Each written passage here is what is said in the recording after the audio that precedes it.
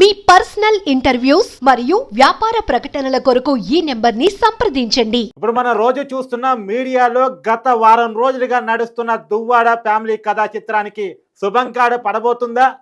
మనతో ప్రత్యేకించి ఈ విషయాన్ని పంచుకోవడానికి దాదాపు మనం రోజు చూస్తున్నాం 5 కండిషన్లు వాణి పెట్టారు. 5 కండిషన్లు అంటే ఆస్తుల మీద మాత్రమే పెట్టారు. దాంతో 90% ఆస్తులు ఇవ్వడానికి రెడీ అయ్యాను అంటున్నారు దువ్వాడ శ్రీనివాస్ గారు. సాక్షాత్తు దువ్వాడ శ్రీనివాస్ గారు మనకి లైవ్లో ఉన్నారు. అలానే మనకి మాధురి తరపున వాదిస్తున్నటువంటి సాయి కృష్ణ ఆజాద్ గారు సుప్రీంకోర్టు న్యాయవాది, ఆయన ప్రముఖ న్యాయవాది, ఆయన కూడా మనతో ఉన్నారు. సార్ నమస్కారం అండి. నమస్తే సార్. నమస్కారం దువ్వాడ శ్రీనివాస్ గారు. నమస్కారం సార్. నమస్కారం సార్. వాస్తవంగా గత వారం 10 రోజులుగా చూస్తూ ఉన్నాం, మీ ఇంటి ముందు మీ కన్న బిడ్డలే ధర్నా చేయటం, మీరు ఇంట్లోకి పిలవలేదంటాం. అసలు ఏంటి మొత్తం ఒక విషయంలో దువ్వాడ వాణి మరియు మాధురి మధ్యలో మీరు నారీ నారీ నడు మురారి అన్నట్టుంది ఈ విషయం. దీనికి ఒక కంక్లూజన్ ఇస్తారా? మొత్తం జనానికి అర్థమయ్యేలా ఏం జరిగింది? వాణి నుంచి మీరు ఎందుకు దూరం అయ్యారు? మాధురికి ఎందుకు దగ్గర అయ్యారు? ఇప్పుడు వాణి మీ ముందు పెడుతున్న డిమాండ్ ఏంటి? క్లియర్గా ఒకసారి. ఇప్పుడు ముందుగా మీకు నమస్కారం సార్. అడ్వకేట్ గారు కూడా నమస్కారాలు. ఇప్పటికి ఒక 8-9 రోజులుగా మీరు చూస్తూనే ఉన్నారు ఈ ఫ్యామిలీ డ్రామా. మీరు చెప్పినట్టుగానే ఫ్యామిలీ డ్రామా. ఇందులో నేను 30 ఏళ్ల నుంచి మా ఇంట్లో జరిగిన విషయాలు నేను ఎప్పుడు బయటపట్ల. కానీ వాణి గారే గత 2 ఏళ్ల నుంచి ప్రతి సందర్భంలోను, ఎన్నికల సందర్భంలోను, టికెట్లు ప్రకటించిన సందర్భంలోను, ప్రతిసారి వ్యాపారాల్లో నేను బాగా ఉండే సందర్భాల్లోను ఆమె ఇలాంటి అంశాలు తెరమెదిస్తుంటారు. ఆమెకి ఏంటంటే ఒక విచిత్రమైన కోణం ఉంటది. రాజకీయంగా గెలుస్తాము అనుకుంటే ఆ టికెట్ తనకు కావాలి, నేను చేయకూడదు. అలాగే వ్యాపారాలు కూడా మంచి అభివృద్ధిలో ఉన్నాయి అనుకుంటే ఆ వ్యాపారాలు తన పేరును ఉండాలి, నా పేరును ఉండకూడదు. ఏమంటే నువ్వు మిడిల్ క్లాస్, నువ్వు మా స్థాయికి తగవు, మా స్థాయి. ఈ విషయం మీరు మాట్లాడగట్టు అడుగుతున్నాను. మీరు నిజంగా మిడిల్ క్లాసు, లో మిడిల్ క్లాసు, మీరు వాణి గారిని పెళ్లి చేసుకునేటప్పటికీ మీ చేతిలో ఏమీ లేదు, కానీ వాణి గారి కుటుంబం మిమ్మల్ని ఆదుకుంది. ఇది నిజమా కాదా? సార్, వాణి కుటుంబం మా కుటుంబం దగ్గర రక్త సంబంధం సార్. వాణి గారి నాన్న రాఘవరావు గారి తల్లి, మా తల్లి లీలావతి గారి తల్లి స్వంత అక్క చెల్లెళ్ళు. వాళ్ళిద్దరికి ఎంత ఆస్తులుంటే మాకు అవే ఉంటాయి. వాళ్ళిద్దరూ పేదవాళ్ళు అయితే మేము పేదవాళ్ళమే, వాళ్ళిద్దరూ ధనవంతులైతే మేము ధనవంతులమే. ఇదేమి పై కుటుంబం కాదు, అంతా ఒకటే కుటుంబం. అంటే మా నాన్నకి మా అమ్మ రాఘవరావుకి మీ సిస్టర్ అవుతారు, ఓన్ సిస్టర్ అవుతారు. మరి ఓన్ సిస్టర్ అయ్యేటప్పుడు ఇంత నీచంగా మాట్లాడే వ్యవహారం ఏంటి sir? Middle class, above middle class, below middle class కుటుంబ సంబంధాల మధ్య ఏంటి సార్ ఇది? మా నాన్నగారు ఒక రైల్వేలో సెక్షన్ ఇంజనీర్ గా పనిచేశారు. నేను 4 అన్నదమ్ములు, ఒకరు చనిపోతే 3 కూడా బాగా పెంచి చదివించి విద్యాబుద్ధులు నేర్పించి మా అందరికీ కూడా ఒక భరోసాగా తండ్రి నిలబడి మా జీవితాన్ని తీర్చిదిద్ది నిజాయితీగా న్యాయంగా ఎలా బ్రతకాలో తేల్చి చెప్పాడు. అంతేగాని నేను కోటీశ్వరుడి బిడ్డనని చెప్పలా ఎప్పుడు. మరి ఎందుకు సార్ ఇంట్లో ప్రతిసారి మీ అమ్మ మా ఇంటికి రాకూడదు, మీ తమ్ముళ్ళు మా ఇంటికి రాకూడదు? ఒకవైపు నాకు గృహహింసను ఏం చేశానని పెట్టింది, అసలు నేను పెట్టాలి, వైఫే గృహహింస చేసింది. ఎన్ని సంవత్సరాలు చాలా హింసలు. మీరు తన నోట్లోనే ఒక మాట చెప్పారు, తన నోటి ద్వారా. ఇలా మా నాన్నగారు పెళ్ళయిన తర్వాత, మొదటి బిడ్డ పుట్టిన తర్వాత 96వ సంవత్సరంలోనే నాకు ఇంటికి వచ్చేయమన్నారు, శ్రీనివాసుని విడిచిపెట్టేసి వచ్చేయని చెప్పారు అని చెప్పారు. అంటే వెనుక నుండి పెళ్లికి ముందు గొడవలు, పెళ్లికి తర్వాత గొడవలు, వీటన్నిటికీ రాఘవరావు కన్నబిడ్డ కాపురాన్ని తండ్రే కూల్చుకుంటాడా అని నేను చెప్పలేదు సార్, వాణియే చెప్పింది ఒక ప్రెస్ మీట్ లో. మా నాన్న 96వ సంవత్సరంలో మొదటి బిడ్డ పుట్టిన తర్వాతే నువ్వు వచ్చేయి అని చెప్పాడని TV9 లో చెప్పింది సార్ తను. ఆ మాటే మీకు నేను రిపీట్ చేస్తున్నాను, కావాల్సింది మీకు ఎవిడెన్స్ ఇస్తాను. ఆ మాట అంటే తన అభిప్రాయంలో నేను విషయం ఏం తెలియజేస్తున్నానంటే, చెప్పాలని చెప్పిందో చెప్పకూడదనుకుని చెప్పేసిందో నాకు తెలియదు, కానీ అది వాస్తవం. అప్పుడే కాదు, ప్రతిసారి కూడా రాఘవరావు మా మీద కక్ష కట్టి ఎందుకంటే నేను కష్టపడే. ఎందుకు ఆయనకి మీకు ఎందుకు కక్ష? ఆయన మీరు పోటీ కాదు, ఆయన వయసు వేరు మీ వయసు వేరు, ఆయన టైం వేరు మీ టైం వేరు, మీరు అల్లుడు స్వయాన, మీకు అవకాశం ఇచ్చిన పరిస్థితుల్లో మీకు ఆయనకి ఏంటి తగాదా? నేను అవ్వకూడదు, కూతురు అవ్వాలి. పోనీ ఆయన ఆడ చెప్తారు రాజకీయ వారసత్వం అంటారు. రాజకీయ వారసత్వం ఏంటి? ఆయన ఎమ్మెల్యే చేశాడా, ఎంపీ చేశాడా, ఏం చేశాడు? ఒక ఎంపీపీ చేశాడు ఆయన. అది 86వ సంవత్సరంలో ఎంపీపీగా చేశారు. ఎంపీపీగా చేస్తే నాకు రాజకీయ వారసత్వం వచ్చేయటానికి, నేను ఈ రోజు ఈ స్థాయికి ఎదగటానికి ఆయన హెల్ప్ నాకు ఎలా కారణం అవుతుందో చెప్పండి సార్. అవును, మీరు ఎంపీగా పోటీ చేశారు, ఎమ్మెల్యేగా పోటీ చేశారు, ఎమ్మెల్సీగా ఉన్నారు. నా స్వయం కృషితో విద్యార్థి దశ నుంచే రాజకీయాలు చేస్తూ ఒకానొక దశలో వైఎస్ రాజశేఖర రెడ్డి గారిని కలవడానికి వెళ్ళి ఆయన్ని కలిసిన తర్వాత ఆయన చెప్పిన రీతుల్లో నేను పని చేసుకుంటా పోతా. అలాగే 2003లో ఆయన పాదయాత్ర చేసి బ్రహ్మాండంగా పాదయాత్రలో నేను ఈ హరిశ్చంద్రపురం నియోజకవర్గంలో కష్టపడి విజయవంతం చేస్తే రాజశేఖర రెడ్డి గారు హరిశ్చంద్రపురంలో నువ్వు పోటీ చెయ్యు అని నాకు నిర్ణయించారు. ఎప్పుడు పాదయాత్రలోనే, పాదయాత్ర ముగింపు కాక ముందే, ఇచ్చాపురం వెళ్ళక ముందే వైసీపీతో మరి రాజకీయ ప్రస్థానం కాదు, కాంగ్రెస్ లోనే రాజశేఖర రెడ్డి గారు ఉన్నప్పుడే మీ రాజకీయ ప్రస్థానానికి నేను ఒక కాంగ్రెస్ పునాది పడింది. నేను యూత్ అవును. Congress leader sir. నేను యూత్ అదే కాంగ్రెస్ లీడర్. చెప్పండి. రాజశేఖర రెడ్డి గారి చేతుల మీద యూత్ కాంగ్రెస్ లీడర్ గా అయ్యాను. ఆయన టికెట్ ప్రకటించిన తర్వాత రాఘవరావు కూతురు వెళ్ళి మేము ఇండిపెండెంట్ గా వేస్తాం, ఆ టికెట్ మాకివ్వండి, లేదంటే ఆ రోజుల్లో ఇండిపెండెంట్ గా వేస్తామని రాజశేఖర రెడ్డి గారి దగ్గర ఒక వాదన పెట్టారు. రాజశేఖర రెడ్డి గారు నన్ను కన్విన్స్ చేసి సరే వాళ్ళకి ఆ టికెట్ ఇచ్చేద్దామన్నారు. ఓకే చేసాం. 2004లో దువ్వాడ వాణి పోటీ చేశారు, హరిశ్చంద్రపురం నుంచి ఓడిపోయినారు. ఇది 24వ సంవత్సరం, అంటే 20 సంవత్సరాల తర్వాత రాజశేఖర రెడ్డి గారి కుమారుడైనటువంటి జగన్మోహన్ రెడ్డి గారి దగ్గర కూడా నాకు టికెట్ కావాలి, నాకు టికెట్ ఇస్తారా లేదా, ఇవ్వకపోతే నాకు నేను విషం తాగి చనిపోతాను, నాకు డైవర్స్ కూడా ఇచ్చేయండి, విడాకులు కూడా ఇచ్చేయండి ఇంతో అధిష్టానం ముందు ఇప్పుడు కూడా ఒత్తిడి తీసుకొచ్చి అలాంటి ఇబ్బందులు పెట్టినప్పుడు నేనే స్వయంగా అధిష్టానానికి రిక్వెస్ట్ చేసి మరెందుకు ఆ టికెట్ ఆమెకే ఇచ్చేద్దాం. 2004లో ఎలాగే జరిగింది. మధ్యలో కూడా నాకు టికెట్ వచ్చిన ప్రతిసారి కూడా ఆమె అడ్డుపడుతూనే ఉంది. ఈ 24వ సంవత్సరంలో పోటీ చేస్తున్నప్పుడు కూడా అడ్డుపడుతుంది. మరెందుకు ఆ టికెట్ ఆమెకే ఇచ్చేద్దాం అని చెప్పి నేను అధిష్టానాన్ని కన్విన్స్ చేసి నేనే ఆ టికెట్ ని అనౌన్స్ చేసి ఆమెకు వచ్చేటట్టు చేసి నేను 100 మెట్లు గారు ఒక్క మాట చెప్పండి. 2004లోనే మీ టికెట్ వాణి గారు రాజశేఖర రెడ్డి గారిని కలిసి తీసుకున్నారు అని చెప్పేసి మీరు అన్నారు కదా. మరి అంతా జరిగిన తర్వాత ఆ రోజుల్లోనే అంత క్రాష్ ఉన్న తర్వాత ఈ రోజు వరకు 2004 అక్కడ, 2024 ఎక్కడ, దాదాపు 20 సంవత్సరాలు, ఈ రోజు వరకు మీరు ఎందుకు విడాకులు అప్లై చేయలేదు? నిజంగా మీరు మీకు గృహహింస జరిగి ఉండుంటే, మీ టికెట్ కూడా వాణి గారు తీసుకుని ఉంటే, మీ మధ్య అంత అగాధం ఉండి ఉంటే మీరు ఎందుకు విడాకులకు అప్లై చేయలేదు? మీరు నేను చెప్పిన విషయాల్ని మా టెక్కల్లో ఏ ఒక్కరికి, మా కుటుంబం దగ్గరలో ఉండే వాళ్ళకి, మా అనుచరులకి, మా దగ్గర ప్రాంతాల్లో నివసించే వారికి అడిగితే ఎవరైనా చెప్తారు సార్. ఎందుకు నేను చేయలేదంటే కుటుంబం సార్, కుటుంబ వ్యవస్థ ఎక్కడికి పోతాం, కష్టాలు ఉంటాయి, బాధలు ఉంటాయి, ఇది ఇంట్లో ఉన్నటువంటి టార్చర్ హెరాస్మెంట్ ఉంటది.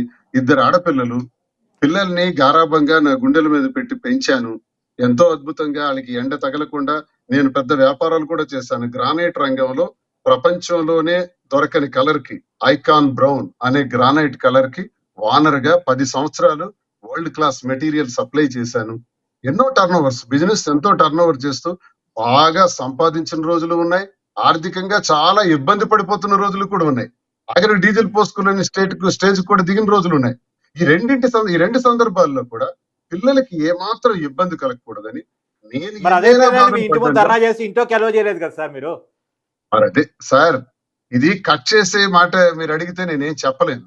చరిత్రలో జరిగిందంతా ఒకసారి మీరు పరిశీలించారు. ఆఖరి క్లైమాక్స్ లో మీ ఇంటికి పాపాళ్ళు వస్తే మీరు తలుపు తీయలేదు కదా అంటే దానికి ముందే ఏం జరిగిందో మరి తెలుసుకోవాలి కదా సార్. ఫ్లాష్ చెప్పండి. తెలుసుకోకపోతే ఇవన్నిటి కంక్లూజన్ ఎలా వస్తుంది సార్? మా పిల్లలకి ఒక పథకం ప్రకారం నాన్నకి మీ నాన్న ఎవరు, మీ నాన్నకి ఎందుకు పదవులు ఇవ్వాలి, మీ నాన్న పేరు ఎందుకు వ్యాపారాలు ఉండాలి, మీ నాన్న కాదు నేనే సర్వస్వం, నా వల్లే మీ నాన్న వచ్చాడు, నా వల్లే మీ నాన్న ఉన్నాడు, మీ నాన్న లుంగీ షర్ట్ తో నా దగ్గరికి వచ్చాడు, అన్ని నేనే చూశానని చెప్పి వాళ్ళల్లో ఇవన్నీ చెబుతూ వ్యతిరేక భావాలు బాగా రెచ్చగొడుతూ వాళ్ళకి ఒక రకంగా తండ్రి మీదే మాట్లాడేటట్టు చేసినటువంటి దుస్థితి నా కుటుంబంలోనే, ఈ భూమి మీద ఎక్కడా ఉండదు సార్. నా కుటుంబంలోనే జరిగింది. అది నా కర్మ. 24వ సంవత్సరంలో ఆమె అంత ఇబ్బంది పడుతుండేటప్పుడు ఆ టికెట్ ని 25 సంవత్సరాలు నేను రాజకీయాల్లో కష్టపడి 100 మెట్లు దిగి నేనైతే ఏంటి, నా భార్య అయితే ఏంటి, 2004లో ఇలాగే ఇచ్చాను, 2024లో కూడా సరేలే తనే పోటీ చేయనని ఆమెకు వచ్చేటట్టు అవకాశం చేశాం. ఆమె నిలబెట్టుకోలేకపోయింది. ఆమె ఆ హోదాన్ని నిలబెట్టుకుని పోటీ చేయలేకపోయింది. ఆమెకున్నటువంటి పరిస్థితుల్లో వ్యతిరేకత రావటం వల్ల, గ్రాఫ్ పడిపోవటం వల్ల మళ్ళీ నేనే పోటీ చేయవలసినటువంటి పరిస్థితులు రావటం వల్ల నేను పోటీ చేశాను. నేను పోటీ చేసినప్పుడు సార్ మీరు పోటీ చేయడానికి మీరు ఆ పాయింట్ కి ఆగండి, ఒక్క నిమిషం ఆ పాయింట్ కి ఆగండి. వాణి గారికి ఫస్ట్ మీకు అనౌన్స్ చేశారు, మీ నుంచి వాణి గారికి ఇచ్చారు జగన్మోహన్ రెడ్డి గారు, మళ్ళా వాణి గారి నుంచి మీకు ఇవ్వడానికి గ్రాఫ్ పడిపోవటం కారణమా, మీరు జగన్మోహన్ రెడ్డి గారిని ఇన్ఫ్లుయెన్స్ చేయటం కారణమా? మా పార్టీలో ఇన్ఫ్లుయెన్స్లు పనికిరావు సార్. మా ఉమ్. పార్టీలో ఇన్ఫ్లుయెన్స్ చేయటం అంటే అన్నదే మీరు ఉండదు. జగన్ గారికి, రాజశేఖర గారి కుటుంబానికి వీర విధేయుడు, మొదటి నుంచి దగ్గరగా ఉంటారు, ఆ లాయల్ గా లేదు సార్. ఉంటారు, పార్టీకి గట్టి వాయిస్ ఫైటరు. వాయిస్ దీని వాయిస్ చెప్పండి. వాయిస్ గా ఉంటాను. మరి వాళ్ళు ఏం చూసి గ్రహించి నాకే పోటీ అన్నారన్నది నాకు తెలియదు సార్. పార్టీ అంతర్గత వ్యవహారం అది.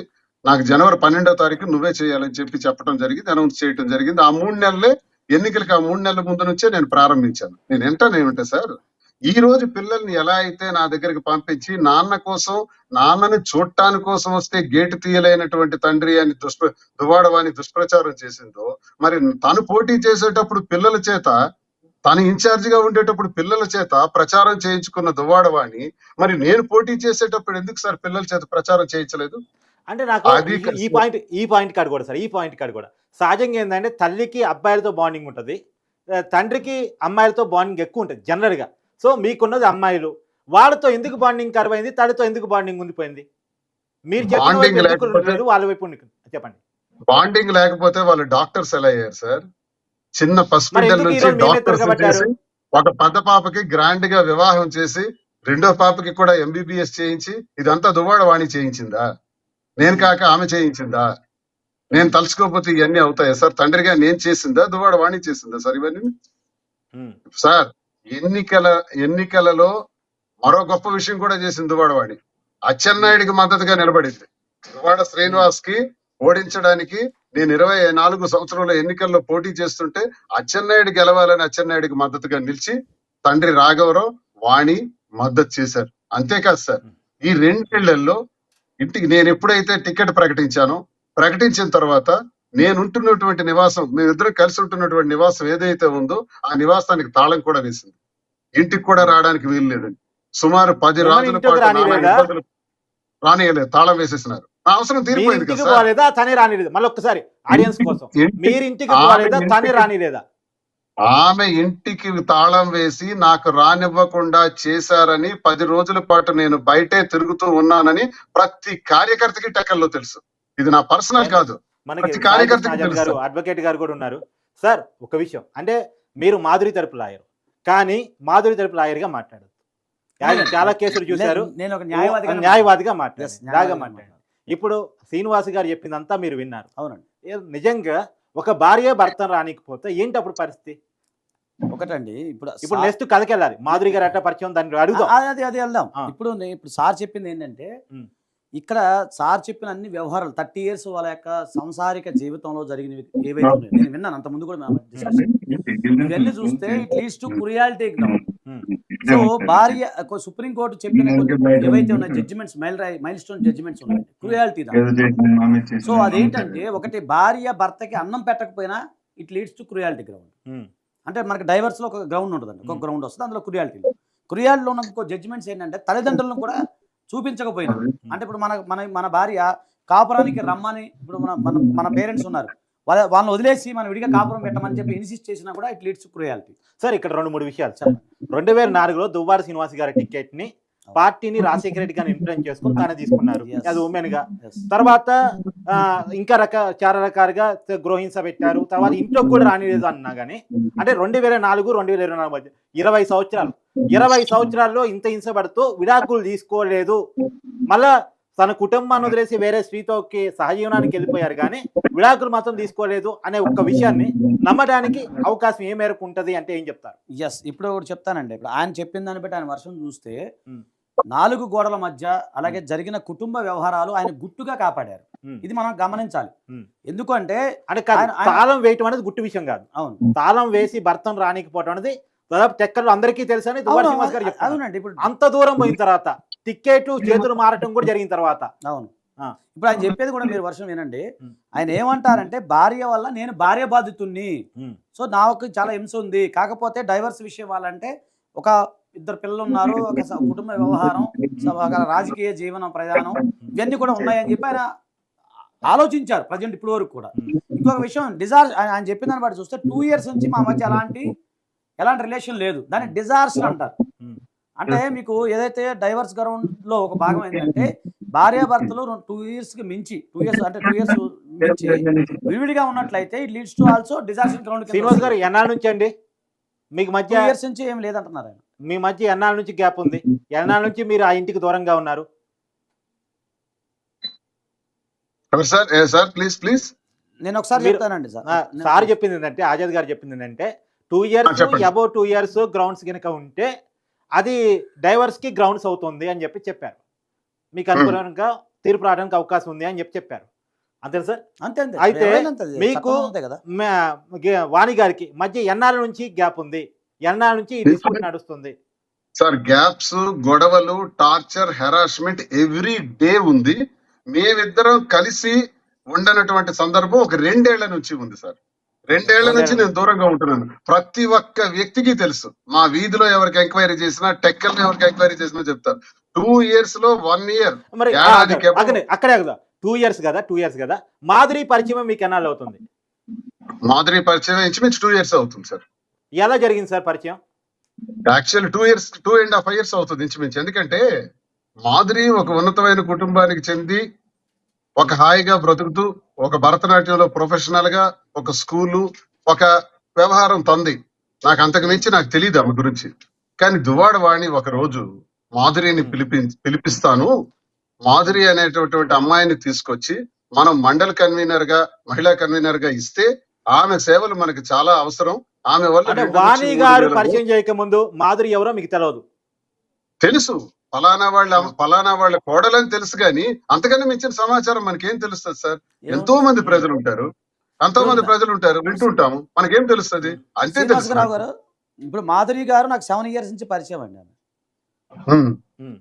ఒక నాకు కేసుల్లో టెక్కలని వచ్చారండి. టెక్కలే కచేరీ వీధిలో ఒక కేసు సంబంధించిన కేసులు అవి. సో అప్పుడు రావడం జరిగిందండి. అసలు నిజంగా చెప్పాలంటే ఆ కచేరీ వీధిలో కళింగ ఆర్య వయసులో సంబంధించిన కేసు, విజయవాడ సంబంధించిన కేసు. సో ఆ సందర్భంలో ఆ మాధురి గారు అప్పటి నుంచే పరిచయము. అప్పుడు ఆమె ఒక కళాకారిణి అండి, ఒక డ్యాన్స్ మాస్టర్గా ఆమె ఉన్నారు.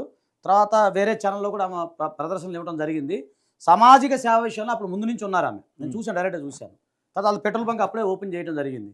సో అలాగే వాళ్ళ అత్తగారు కూడా వీళ్ళకి పేద పిల్లలకి కూచిపూడి, భరతనాట్యం నేర్పడం, అలాగే కోలాటం ఏవైతే ఉన్నాయో ఇవి నేర్పడం, ఇవి ఈ సామాజిక కళల పట్ల ఫస్ట్ కానీ ఆమె సామాజిక దృక్పథం ఉంది. తర్వాత ఇంకొక విషయం చెప్పాలి. వాళ్ళ ఫ్యామిలీ పక్క టీడీపీ, వాళ్ళ భర్త ఈ రోజు కూడా ఆయన టీడీపీ. మరి కాదు సార్, టీడీపీ ఫ్యామిలీ మీ వైసీపీలో అదే వచ్చి తీసుకొచ్చారు కదా, వాణి గారు తీసుకొచ్చారు కదా, బ్రెయిన్ వాష్ సార్. వాళ్ళు టీడీపీ సార్ ఫ్యామిలీ. ఈమె మాత్రం జగన్మోహన్ రెడ్డి గారి మీద టిక్ టాక్స్, సాంగ్స్, రీల్స్ చేస్తుండేది. ఈమె ఎందుకు చేస్తుండేదంటే జగన్మోహన్ రెడ్డి గారి అభిమాని మాధురి అన్నది ఒక ఇండికేషన్ వచ్చింది ప్రజలకి. అది దువ్వాడ వాణికి కూడా వచ్చింది. మరి జగన్మోహన్ రెడ్డి ఫేవరెట్ అయినప్పుడు మాధురి, మరి ఆమెను మనం తీసుకుంటే మహిళలతో ఎక్కువ రిలేషన్స్ ఉన్నాయి, 2-3 వేల ఓట్లు మనకు అదనంగా కలిసి వస్తాయని దువ్వాడ వాణి ఎత్తుగడ. సరే, పార్టీ బలోపేతం కోసం మాధురిని తీసుకురావడం, అదే మాధురి పార్టీ బలోపేతం కోసం మాధురిని తీసుకొస్తే నష్టం లేదు సార్, తప్పేం కాదు, మంచిదే. అలా తెచ్చేటప్పుడు మండల మహిళా కన్వీనర్ పదవి ఇవ్వాలంటే నేను అధిష్టానంతో మాట్లాడి ఏర్పాటు చేశాను సార్. బాగానే నడుస్తుంది కార్యక్రమం, బ్రహ్మాండంగా కార్యక్రమాలు నడుస్తున్నాయి. గడప గడపకు మన ప్రభుత్వం కార్యక్రమం నడుస్తుంది. అన్ని నడుస్తున్నటువంటి తరుణంలో సడన్ గా ఒక 3-4 నెలలు గడిచిన తర్వాత ఆమె సడన్ గా ఒక స్టాండ్ తీసుకున్నారు. మాధురికి దువ్వాడ శ్రేణికి సంబంధం ఉంది, మాధురికి మా ఆయనకి సంబంధం ఉంది అని క్యాడర్ దగ్గర ఒక్క ఆ పాయింట్ ఇక్కడ ఆగుదాం. మీకు వాణి గారికి 20 ఏళ్ల క్రితం నుంచి గొడవలు ఉన్నప్పటికీ కూడా 2 ఏళ్ల నుంచి డిస్టెన్స్ ఉంది. ఆ ఇంటికి మీరు, మీ ఇంటికి ఆవిడ రాకుండా అప్పుడే కరెక్ట్గా 2 yearsకి అబౌవ్ 2.5 yearsకి మాధురి పరిచయం అయ్యారు. మాధురి పరిచయం అయిన తర్వాతే మీకు వాణికి విడిపోయేంత గ్యాప్ పెరిగింది. ఎప్పుడైతే మాధురి వచ్చి యాక్టివ్ గా పనిచేస్తున్నారో, మాధురికి నాకు లేనిపోని రిలేషన్స్ కలిపి పార్టీ ముందు, కేడర్ ముందు, ప్రజల ముందు అసభ్యంగా మాట్లాడుతూ ఆఖరికి అధిష్టానం వద్దకెళ్ళి మరి దువ్వాడ శ్రీనివాస్ కి మాధురికి సంబంధాలు ఉన్నాయి, ఈయన పోటీ చేస్తే గెలవడు, ఈయనకు చాలా చెడ్డ పేరు ఉంది, ఆ టికెట్ నాకు ఇవ్వండి, నాకు ఇవ్వకపోతే నేను చెప్పినంత మాత్రం జగన్ గారు నమ్ముతారా సార్? నాకు ఆ టికెట్ ఇవ్వండి, ఈయనతో నాకు డివర్స్ ఇవ్వండి, లేకపోతే సార్ నేను చస్తాను అనే మాటలు ఏంటి సార్? అవి అయినా చిన్న మాటలా? అయినా ఇవ్వలే టికెట్ ఇవ్వలేదు అధిష్టానం. నేను కన్విన్స్ చేశానని చెప్తున్నాను సార్. నేను అధిష్టానానికి కన్విన్స్ చేసి మరెందుకు మా ఇంటి గొడవ మీ ముందు తెచ్చిపెట్టారు, 4 నుంచి 5 సార్లు అధిష్టానం కన్విన్స్ చేశారు సార్ మా ఇద్దరిని కూర్చోబెట్టి. మాకు ఒక కౌన్సిలింగ్ చేశారు. కౌన్సిలింగ్ చేసి చెప్పాల్సిందంతా చెప్పారు. చెప్పిన తర్వాత జగన్మోహన్ రెడ్డి గారు నా టికెట్ అనౌన్స్ చేశారు. అనౌన్స్ చేసిన తర్వాత మళ్ళీ వెళ్ళారు వాణి. వెళ్ళి గొడవ పడి ఈ రకమైన మాట్లాడిన తర్వాత మరెందుకు ఇంత ప్రాబ్లం వస్తున్నప్పుడు ఈ టికెట్ నేను పోటీ చేసి అర్థం లేదు, ఆమెకే ఇచ్చేద్దామని నేనే 100 మెట్లు దిగి తగ్గి ఆమెకి ఇచ్చాను సార్. భార్య అయితే ఏంటి నేనైతే ఏంటి అని ఇచ్చానే తప్ప నేనే స్వార్థపరుణ్ణి అయితే, ఆమె అవ్వకూడదు అనుకున్న వాడిని అయితే, ఆమెలాగే ఆలోచించిన వాడిని అయితే నేను ఆ టికెట్ వదులుకోను సార్. కానీ కర్మవశాత్తు అన్యాయంగా నన్ను నుంచి టికెట్ తీసుకుంది కాబట్టి అభాండాలు వేసి తప్పు చెప్పి అదే ఈ రోజు ఏమైంది, బూమరాంగా టికెట్ మళ్ళీ నా దగ్గరికి రావాల్సి వచ్చింది. నేను సరే, పోటీ వాణి చేయడం గారు ఏం జరిగింది. ప్రొజెక్ట్ చేశారని పక్కన పెడితే మీకు మాధురి గారికి ఉన్న రిలేషన్ ఏంటి? సార్ ఎప్పుడైతే ఇలాంటి దుష్ప్రచారాలు చేసి ఆమె జీవితాన్ని నడి రోడ్డు మీదకి లాగి అత్తవారు కన్నవారికి దూరం అయిపోయిన పరిస్థితిలో నేటికి ఏడాదిగా భర్త కూడా ఆమెకి మాట్లాడినటువంటి పరిస్థితుల్లో అందరి సభ్య సమాజం దగ్గర కూడా తలదించుకున్న పరిస్థితుల్లో 3 చిన్న పసిపిల్లలతో కూతుళ్లతో ఆలోచిస్తూ నాకు ఒకసారి ఫోన్ చేసింది సార్. సార్ నాకు ఇలా పరిస్థితి ఉంది, నాకు చాలా ఒత్తిడిగా ఉంది, చాలా డిప్రెషన్ లో ఉన్నాను, చచ్చిపోదాం అనుకుంటున్నాను అని నాకు ఫోన్ చేసేటప్పటికి నేను విజయవాడలో ఉన్నాను సార్. విజయవాడలో ఉండేటప్పుడు ఒక్కసారి నువ్వేమనుకోకపోతే ఫ్లైట్ కి రా, నేను మాట్లాడతానని చెప్పి రప్పించాను సార్.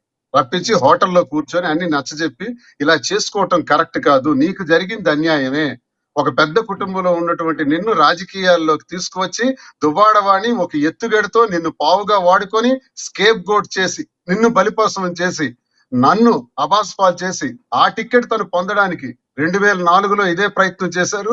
2024లో కూడా ఇలాగే బ్లాక్ మెయిల్ చేస్తూ మళ్ళీ టికెట్ పొందడానికి ప్రయత్నం చేశారు.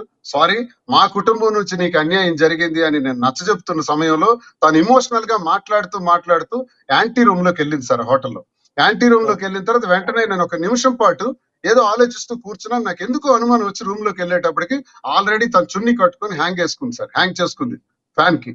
హ్యాంగ్ చేసుకునేటప్పుడు ఎలా రక్షించాలో నాకు ఒకటి తెలియక అర్థం కాక వెళ్ళి ఇలా నెక్కి ఇలా అడ్డం పెట్టాను సచ్చి.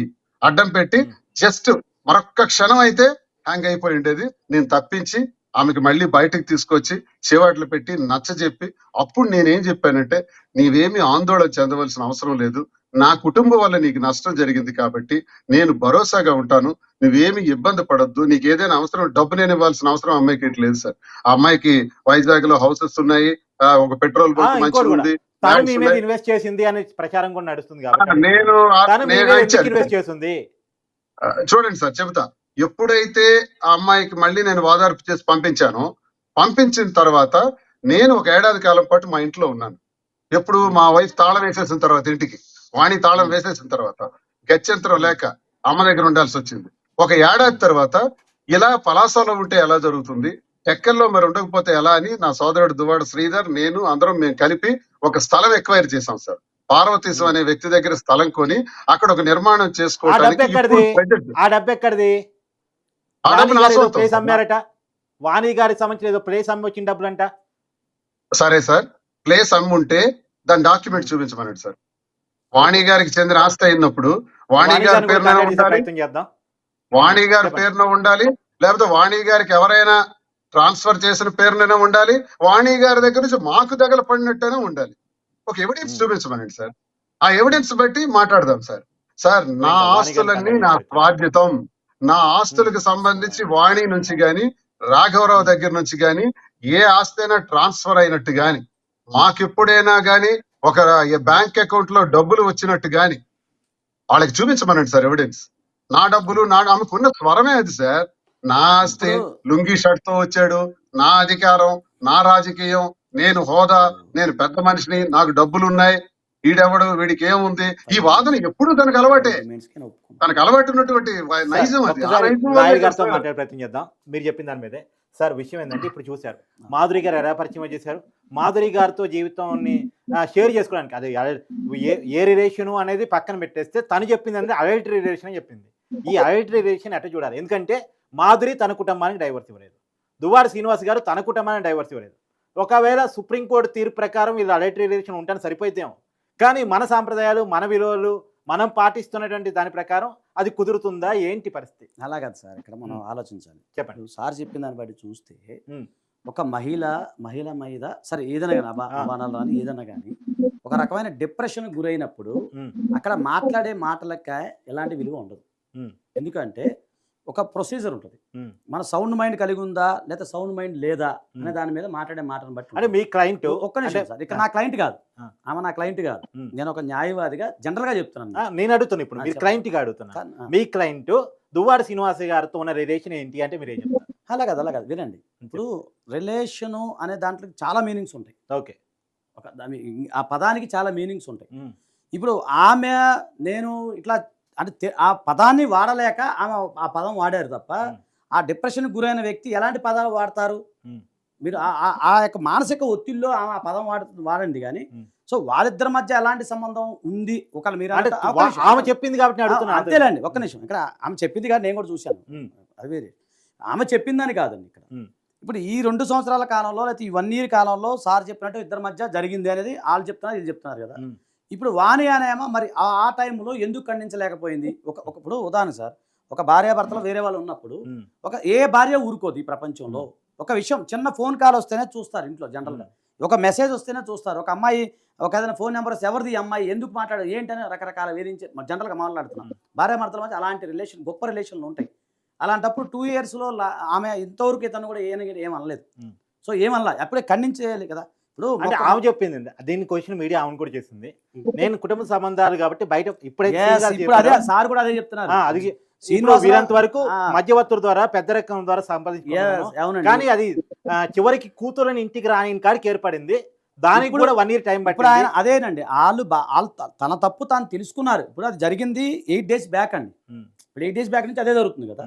ఇప్పుడు శ్రీనివాసరావు గారు కానీ వాణి గారు కానీ వీళ్ళందరూ తమ తప్పులు, వీళ్ళందరూ మాధురి గారు కానీ తన తప్పులు తెలుసుకున్నారు. ఇప్పుడు ఈ రోజు శ్రీనివాసరావు గారు 5 డిమాండ్లు పెడితే కూడా ఒప్పుకున్నారు సార్. ఒక్క డిమాండ్ తప్ప. మీరు అన్న 5 డిమాండ్ శ్రీనివాస్ గారు ఏం డిమాండ్ పెట్టారు మీ ముందు ఒకసారి చెప్పండి సార్. శ్రీనివాసరావు గారు ఇప్పుడు ఇది కూడా చెప్పాలి. 32 కోట్లు ఆయన ఇవ్వడానికి సిద్ధంగా ఉన్నారు. ఈ రోజు 32 కోట్లు 90% ఆయన ప్రాపర్టీలో ఇవ్వడానికి సిద్ధంగా ఉన్నారు. చెప్పండి సార్, అదే అడగండి, ఆయన అడగండి. అది డిమాండ్ ఏంటనేది. ఇప్పుడు దువ్వాడ వాణి గారు రకరకాల అలిగేషన్ తో వచ్చారు సార్. మొదటి రోజు ఇమోషనల్ గా వచ్చారు. ఏంటి ఇమోషనల్?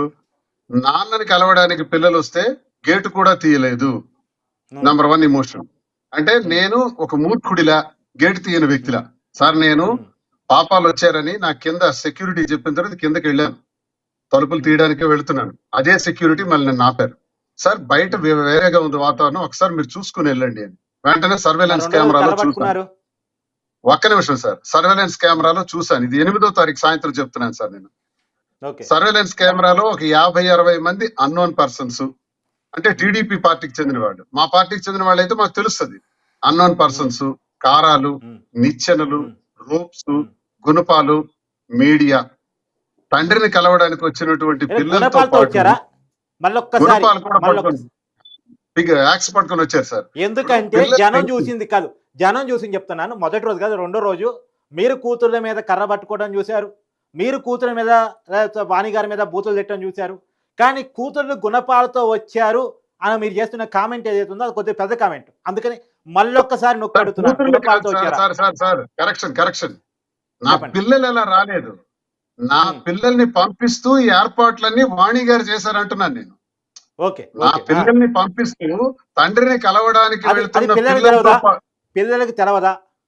తెలుసు సార్, తెలుసు సార్. నా పిల్లలు ఈ రోజు కూడా ఆమె చేత మ్యానిపులేట్ చేయబడారు. ఆ విషభూజాలు నాటి తండ్రి మీద శత్రుభావాలు పెంచి నన్నే ప్రశ్నించేటట్టు తయారు చేసిన దువ్వాడవాణి 2 ఏళ్ల నుంచి ఇదే విధంగా ప్రవర్తిస్తుంది సార్. ఇప్పుడేంటి అంటే గతంలో ప్రవర్తన వేరు, 24 నుంచి ప్రవర్తన మరో వేరు. ఆ రకంగా ఆమె చేస్తున్నటువంటి ప్రయత్నాల్లో భాగంగా ఆ పిల్లలు వచ్చేటప్పుడు ఈ వాతావరణంలో వచ్చారు. ఇన్నింటికి నేను ఇంకో మాట చెప్తున్నాను సార్. పిల్లలు వచ్చేటప్పుడు మీడియా ఎందుకు సార్? మీడియాకు వాణి ఫోన్ చేసింది. సరే నేను తలుపు తీయలేదు సార్, ఎందుకంటే ఈ వాతావరణం చూసిన తర్వాత. 2వ రోజు సాయంత్రం 8-9 గంటల వరకు నేను పలాస వెళ్ళాను. పలాస నుంచి రాలా. పలాస నుంచి ఇంటికి వచ్చేటప్పటికి ముందు రోజు ఏం చెప్పింది వాణి? నా పిల్లలు మాత్రమే అక్కడికి వెళ్తామంటున్నారు, నేను వెళ్ళను, నాకు అవసరం లేదు, పిల్లలకు వద్దని చెప్పాను, అయినా నా మాట వినట్లేదు, అందుకే పిల్లలు వద్దంటున్నా వెళ్ళారు, నాకు సంబంధం లేదన్నది. 2వ రోజు మాత్రం తనే స్వయంగా వచ్చి ఆ ఏ గుణపాలు అయితే చెప్పానో రెండో రోజు అవి ఉపయోగించి గేట్లు విరగ్గొట్టి ఆ ఇంటికి ఉన్నటువంటి డోర్స్ ని, టాటా స్టీల్ డోర్స్, ఆ డోర్స్ ని పవర్ బ్లేడ్స్ పెట్టి కట్ చేసి లోపలికి వెళ్తున్న సమయంలో నేను అక్కడికి వచ్చాను సార్. ఇంతకీ సార్, మీ ఆ ఇంటి ఇల్లు డబ్బు మీదే- ఎక్కడిది? ఆ ఇంటి డబ్బు ఎక్కడిది?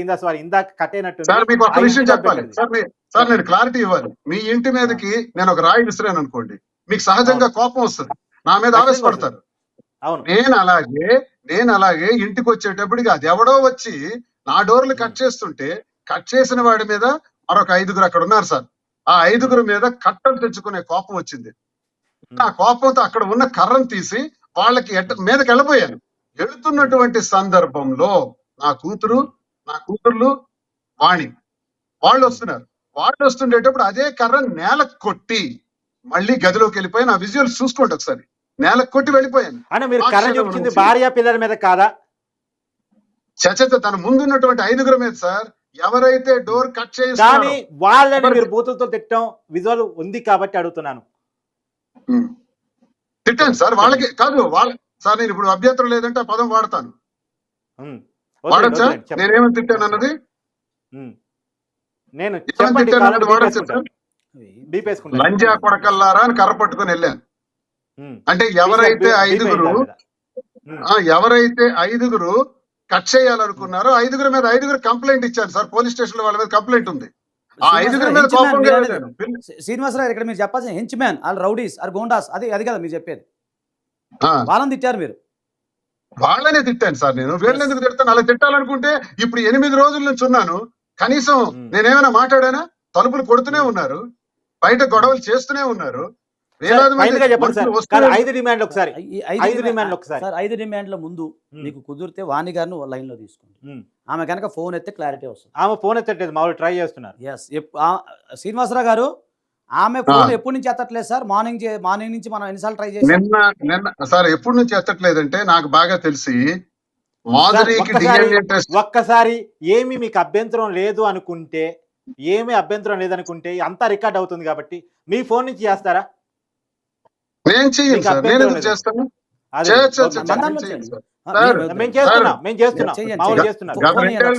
ప్రియాంక ట్రై చేస్తూనే ఉంది. ఫోన్ కలిపినా స్పీకర్ ట్రై చేస్తుంది. చెప్పండి మీరు చెప్పండి సార్. 5 డిమాండ్ ఏంటో చెప్పండి. 2 ఏళ్ల నుంచి నేను ఫోన్ చేయట్లేదు, నేను ఎందుకు చేస్తాను? చెప్పండి మీ 5 డిమాండ్ సార్. ఆ సందర్భంగా అది జరిగిందే తప్ప తను నిన్న మధ్యాహ్నం నిన్న ఉదయం నుంచి కూడా ఆమె మీడియాకి రెస్పాండ్ అవ్వట్లేదని నాకు తెలిసింది. ఎందుకు అవ్వట్లేదో నాకు తెలియట్లేదు సార్. 5 డిమాండ్ పెట్టినప్పటి నుంచి కావట్లేదా? సార్ శ్రీనివాసరావు గారు, మనం డిస్కస్ చేసుకున్నప్పుడు మీరు సరే 5 డిమాండ్లు మీరు చెప్తారు కానీ మీడియా పరంగా మీరు దాంట్లో మీ యొక్క ఆస్తి మొత్తం ఇదొక నాకు చెప్తే చాలా క్లారిటీ వస్తుంది. మొత్తం మన అందరికి తెలియాలి. ఇది మీరు 30 ఇయర్స్లో సార్ 30 ఇయర్స్ కష్టపడి మీ రక్త మాంసాలు ధారపోసి మీరు దాదాపుగా మీరు సంపాదించిన ఆస్తి సుమారుగా ఒక 32 కోట్లు మీరు చెప్పడం జరిగింది. దాంట్లో మీరు 90% సార్ అది ఎంతనా కానీ మీరు 90% ఇవ్వడానికి సిద్ధంగా ఉన్నారు కదా, మీడియా ముఖంగా చెప్తున్నాను. నా స్వార్జితంగా, నా కష్టార్జితంతో నేను ఎవరి సహకారం అంటే రాఘవరావు గాని వాణి గాని సహకారాలు తీసుకోకుండా నా స్వంతంగా సంపాదించిన ఆస్తి ఇప్పుడు మొత్తం విలువ ఇంచుమించు 32 కోట్లు.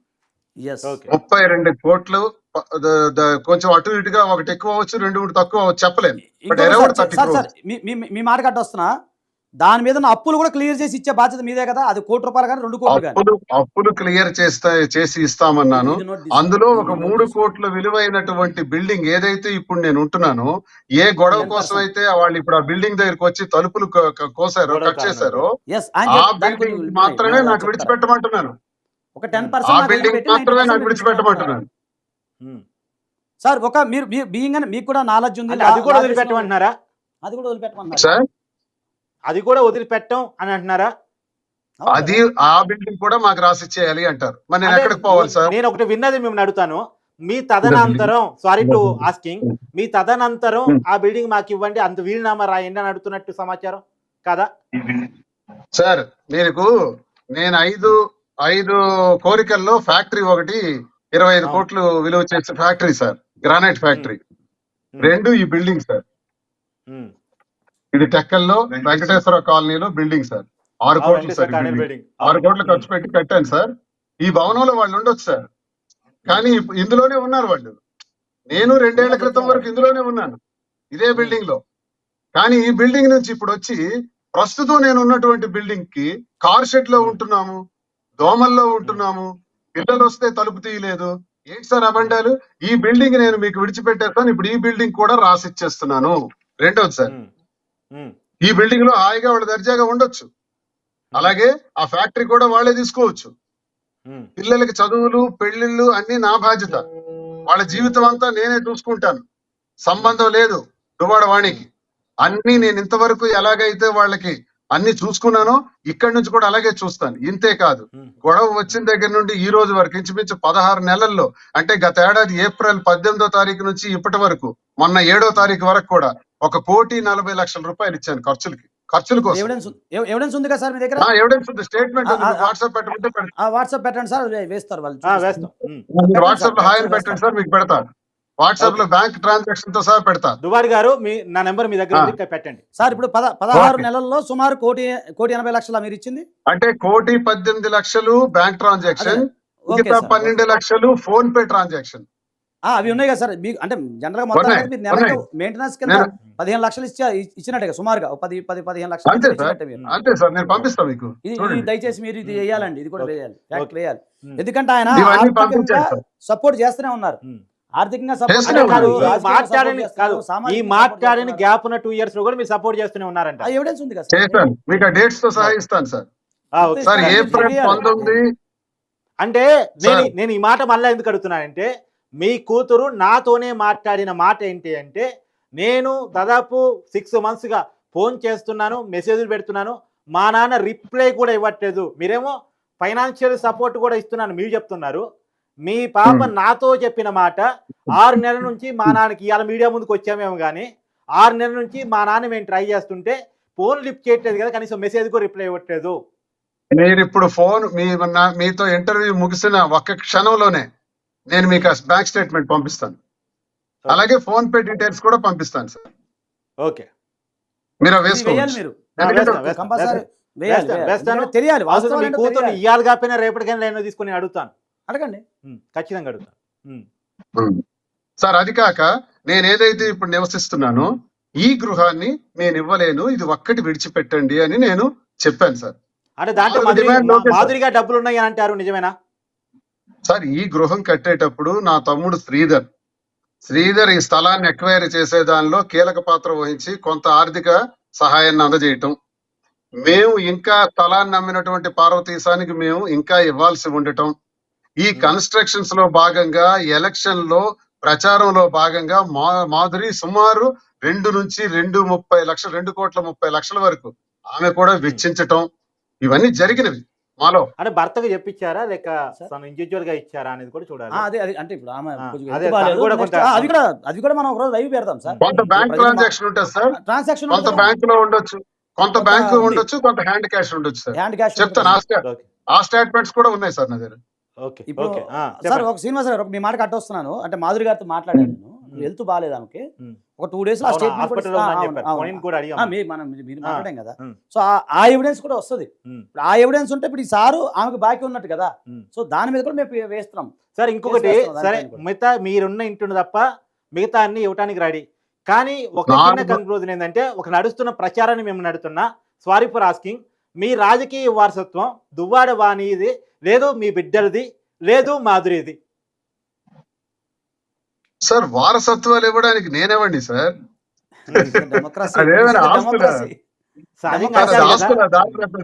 ఇప్పుడు అక్కడే వచ్చిన గొడవ, మీరు మాధురిని కాదు అసలు వచ్చిన గొడవే అక్కడ అనేది. ఇప్పుడు అంటే బయట నడుస్తుంది, మీరు మాధురిని ప్రోబ్ చేస్తున్నారు, వాణిని పక్కన పెట్టేశారు. చెప్పండి. పాండురాజు సంపాదించిన రాజ్యం ధనాన్ని ధృతరాష్ట్రుడు అనుభవించాడు. ధృతరాష్ట్రుడు అనుభవించినటువంటి రాజ్యం ధర్మరాజు రాజుగా ఉన్నాడు, అగ్రజుడైన కర్ణుడు మాత్రం దాసీపుత్రుడిగా ఉన్నాడు. ధర్మరాజు అనుభవించాల్సిన రాజ్యాన్ని ఆఖరికి దుర్యోధనుడు అనుభవించాడు సార్. దారాదత్తం చేస్తే రాజ్యం రాదు సార్, రాజ్యం వీరభోజ్యం, కష్టపడితే వస్తది. నేను అనుకుని మీకు దానం చేసేయడానికి విశ్వామిత్రుని కాను, దానం చేసేయడానికి అది ఎవరి కష్టం, ఎవరి బాధ, స్వేదం, మన కష్టంలో నుంచి వచ్చేదే మన అధికారం, మన హోదా, సరే మన వ్యాపారాల్లో వ్యాపారంలో ఆరితేరాలన్నా, రాజకీయ రంగంలో రావాలన్నా మెడలు వంచి ఒళ్ళు వంచి కష్టపడాలి.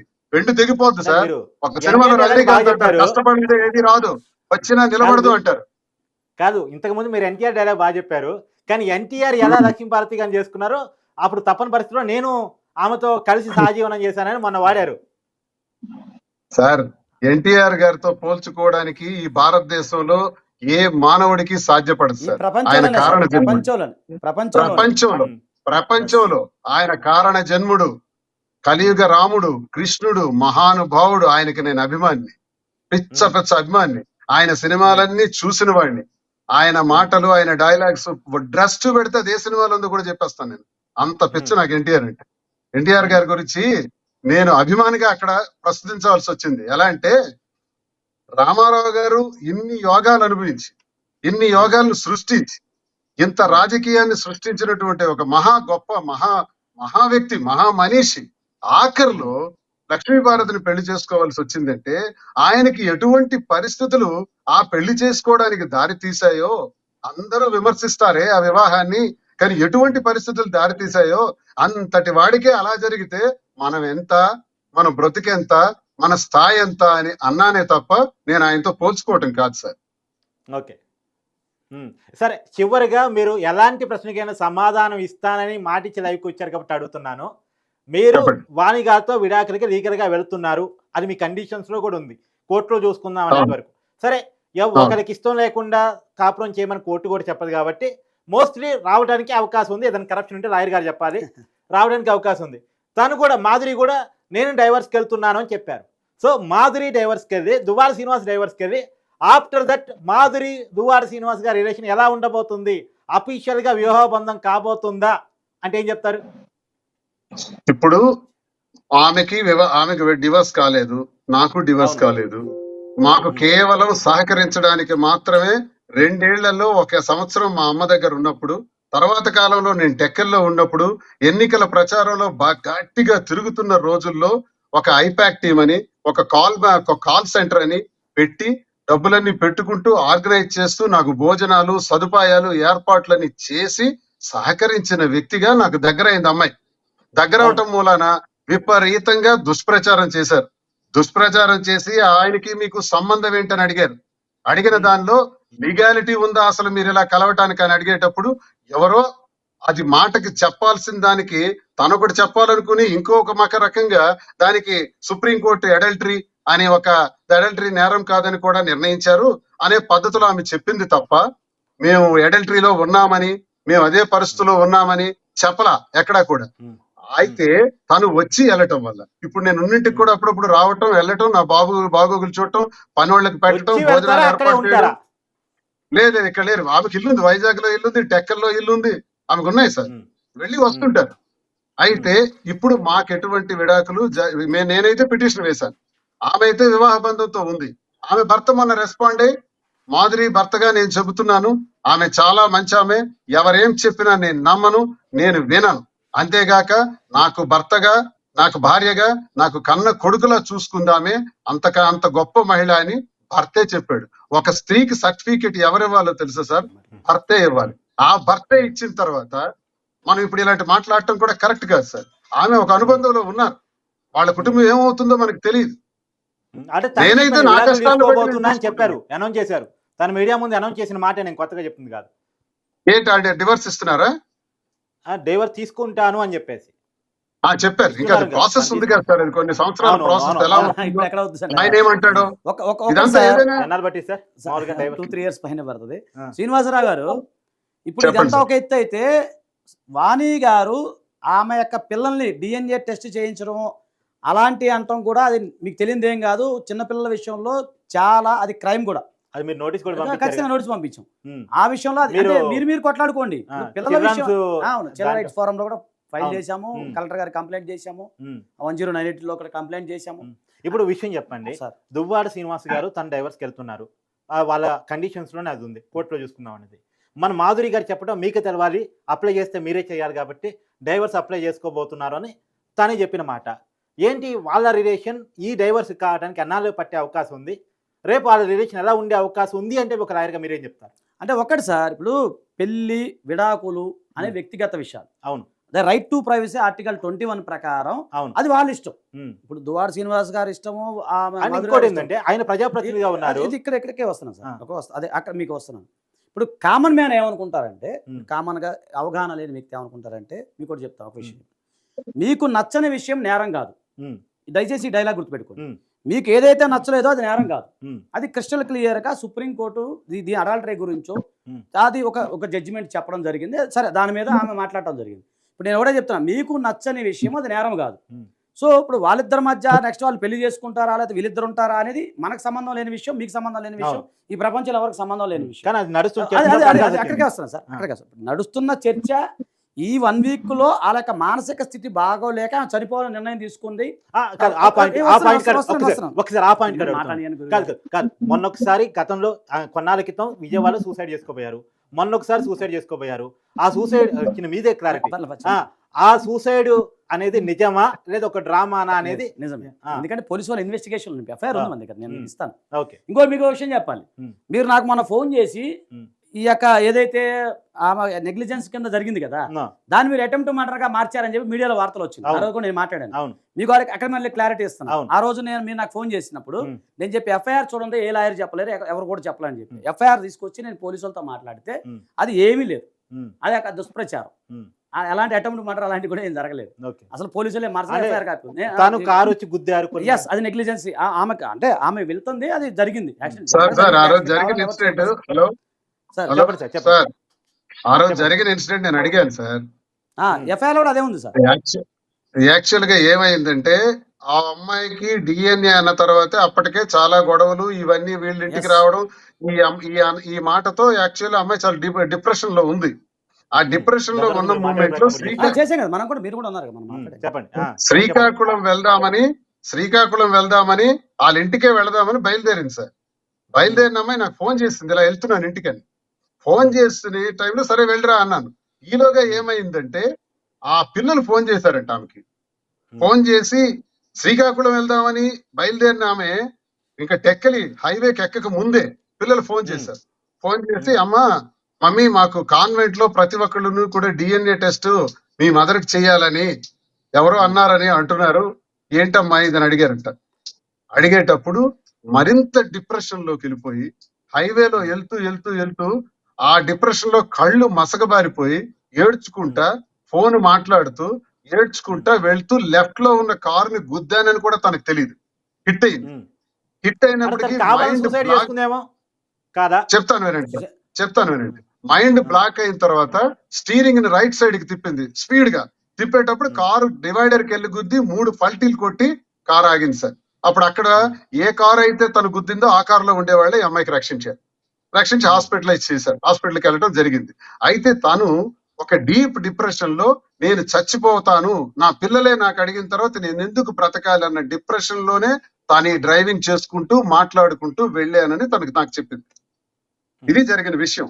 దీన్ని డ్రామా అంటే సార్ నేను ఒక మాట అంటాను సార్, డ్రామా ఇది అనుకోకుండా జరిగిన యాక్సిడెంట్ గా శ్రీనివాస్ గారు చెప్పారు. నేను చెప్తానండి. డిప్రెషన్ లో సడన్ గా ఒక మనిషి వెళ్ళేటప్పుడు, యాక్సిడెంట్ జరిగినప్పుడు మన మానసిక స్థితి ఎలా ఉంటది ఒకసారి ఆలోచించండి. మనం కూడా మీరు నేను సడన్ గా బడి మీద పడిపోయింది సార్. నేను మిమ్మల్ని ఎందుకు ఇక్కడ మీరు నేను ఎన్ని మాట్లాడుకున్నా కాదు. పోలీసు వారి యొక్క ఇన్వెస్టిగేషన్, పోలీసు వారి యొక్క దర్యాప్తాన్ని జరుగుతుంది కదా, దాంట్లో ఎవరు చెప్పేది ఏం లేదు కదా. వాళ్ళ ఇన్వెస్టిగేషన్ లో అవన్నీ క్లియర్ ఉంది. సో ఇది తను ప్లాన్డ్ గా సూసైడ్ అటెంప్ట్ చేసుకున్నా మాధురి చెప్పిన మాట అబద్ధమా అంటే అది ఒక నిమిషం సార్. రేపు ఆమె రికవర్ అవుతారు సార్, మనం లైన్ లో తీసుకొని అవి ఏం చెప్తారు చెప్పండి శ్రీనివాస్ గారు ఏదో చెప్తున్నారు సార్. ఇప్పుడు డ్రామా అని కొంతమంది విమర్శించారు కదా సార్. దమ్ముంటే డ్రామా అని విమర్శించేవాడికి ఓ కారు ఇస్తాను, 120 కిలోమీటర్లతో వెళ్ళి ఒక్కసారి హిట్ కొట్టమనండి సార్. ఒకవేళ డ్రామా చేద్దాం, డ్రామాకి అతను రెడీ అవుతాడా ఈ భారతదేశంలో ఎవడైనా? డ్రామాకి రెడీ అయ్యేటప్పుడు డ్రామా అనుకుని చేసే ఆ ఫీట్ రియల్ అయితే పోతాడు. ఎవరు సార్ డ్రామా అనుకుని 120-130 కిలోమీటర్ స్పీడ్ లో వెళ్తారు? ఎవరు సార్ హిట్ కొడతారు? ఇది డ్రామా ఎలా అవుతుంది సార్? ఇది కారు తుక్కు అయిపోయింది. స్కోడా కాబట్టి బ్రతికారు అమ్మాయి. ఇంకో కారు అయితే ఇప్పుడు ఒకటి సార్ ఇప్పుడు అది ఎక్కడికి నేను చెప్తాను. ఆ అమ్మాయి అప్పుడు నెక్స్ట్ మేడం ఎవరైతే వస్తారో మాధురి గారితో మనం ఈ యాక్సిడెంట్ ఒక ఎపిసోడ్ చేద్దాము. ఇప్పుడు క్లియర్ గా చెప్పాల్సింది ఏంటంటే శ్రీనివాసరావు గారు 90% ఆయన యొక్క ఆస్తిలో ఇస్తామంటున్నారు. ఉమ్. దానికి 10% ఆయన ఉంచుకుంటా ఉంటున్నారు. దాంట్లో వాణి గారు ఆస్తి ఎంత? వాణి గారి నుంచి ఆయనకి ఏమి రాదు, ఆయన సెల్ఫ్ ఎక్వైర్ అండి. ప్రతి కాదు, ఎవిడెన్స్ వాణి గారు పంపిస్తారు ఆయన. పెళ్లి చేసుకునే రోజు మీకు ఎలాంటి ఆస్తులు వాణి గారు తీసుకురాలేదా? అది భరణంగానా, కట్నంగానా, వాట్ ఎవర్, కానుకగానా, పేరు ఏదైనా సార్ చెప్పండి. నాకు 94లో పెళ్ళైనప్పుడు 1,50,000 ఇస్తామన్నారు కట్నం. ఉమ్, వాళ్ళు చెప్పటం, ఉమ్, కానీ నాకు ఇవ్వాల. పెళ్ళైన తర్వాత ఈ 30 ఏళ్లలో రాఘవరావు వాణి తండ్రి పేరును గాని, వాణి పేరును గాని, వాళ్ళ మదర్ పేరునున్న ఆస్తులు గాని నాకు ఏవైనా ట్రాన్స్ఫర్ చేసుంటే కట్నం కింద గాని, నా డెవలప్మెంట్ కోసం గాని, నా రాజకీయం కోసం గాని వాళ్ళు ఇచ్చినట్టు ట్రాన్స్ఫర్ చేసినట్టు ఒక్క ఆధారం ఉంటే దయచేసి చూపించమనండి. మరి మీకు డబ్బులు ఎక్కడ ఒక్క ఆధారం. 350 రూపాయలకు కూడా లేని పరిస్థితి ఉందంట మీకు ఆ రోజుల్లో. అంటే వాళ్ళ సార్, ఫాదర్ చెప్పింది చెప్తున్నాను. నేను MA ఇంగ్లీష్ లిటరేచర్ బిఎల్ ఉమ్, ఉమ్, 1992వ సంవత్సరం, అంటే నేను డిగ్రీ నుంచి వచ్చినప్పుడు గట్టిగా నాకు 23-24 సంవత్సరాలు ఉంటాయి. ఆ వయసులోనే ఒక ట్యూటోరియల్స్ పెట్టాను పలాసాలో. ఉమ్, ఆ తర్వాత 3 మండలాల్లో 3 జూనియర్ కాలేజీలు పెట్టాను, ప్రైవేట్ కాలేజీలు. నేను అకాడమిషియన్ సార్. ఫస్ట్ ఉమ్, జూనియర్ కళాశాలలు పెట్టి అక్కడ 3 జూనియర్ కళాశాలలు, ఒక ట్యూటోరియల్ లో నా దగ్గర 800 మంది స్ట్రెంగ్త్ ఉన్నారు సార్. రాఘవరావు ఇంకో మాట కూడా చెప్పాడు, పిల్లల్ని విద్యార్థుల్ని పరీక్షలు రాయడానికి కోసం తెచ్చి పెడుతుంటాడు ఇక్కడ అని అన్నారు. పిల్లలు ఎక్కడి నుంచి వచ్చారు సార్? అంటే ఆ మీరు పిల్లల్ని అనుకున్న తీసుకొచ్చి- ట్యుటోరియలో కాలేజో ఏదో ఒకటి అది లాస్ట్ లో ఉంది ఆ రోజుకి, మీరు వాణి గారిని పెళ్లి నేను చేసుకునే రోజుకి. నేను 94లో పెళ్లి చేసుకున్నాను, 92లో విద్యా సంస్థలు పెట్టాను. ఆ విద్యా సంస్థలు నడిపిస్తూ 99వ సంవత్సరంలో గ్రానైట్ ఫీల్డ్ లోకి వచ్చాను. ఆ విద్యా సంస్థల్ని నేటికి కూడా, ఈ రోజుకి కూడా పోకుండా నా దగ్గర ఎవరైతే టీచర్స్ పనిచేశారో వాళ్ళకే ధారాదత్తం చేశాను ఫ్రీగా, మీరే నడిపించుకోండి అని. నా బిజినెస్ మార్చాను, గ్రానైట్ రంగంలోకి వచ్చాను. ఇక్కడ నుంచి రాజకీయాల్లో ఇంకా యాక్టివ్ ఉంటాను. 2000 ఎందుకు సంవత్సరం వచ్చారు నుంచి గ్రాంట్ రంగంలోకి? ఎందుకు స్కూల్స్ మానేశారు? మంచి రంగం కదా అది. నా చాలా జీవితం మందికి- అంతా నాకు చెప్తున్నాను కదా సార్, ఐఎమ్ వెరీ అంబిషియస్. ఏదో ఒకటి సాధించాలి, ఏదో సంపాదించాలి, ఉన్నత స్థాయికి వెళ్ళాలనేటువంటి ఆలోచనలు చిన్నప్పటి నుంచి నాకు ఉన్నాయి. అలా అయితే టీచర్ పోస్ట్కి వెళ్ళిపోయిండేవాడిని కదా. శ్రీనివాసరావు గారు, మీకు మాటగా అడ్డొస్తున్నాను. ఆ యొక్క కాలేజీకి సంబంధించిన డాక్యుమెంట్స్ కూడా దయచేసి పంపించండి. అవి చాలా కాలం నాటి, ఉంటే- ఎప్పుడు ఉంటే- 94 అదేలే సార్, ఒకవేళ అదే. ఉంటే అలాంటివి అంటే అవి లాస్ట్లో అవి ఉన్నాయి. నా ఎక్కడో కూతురు ఫోటోలు ఇవ్వడానికి ఉంటాయి సార్. నిరాకరించాను.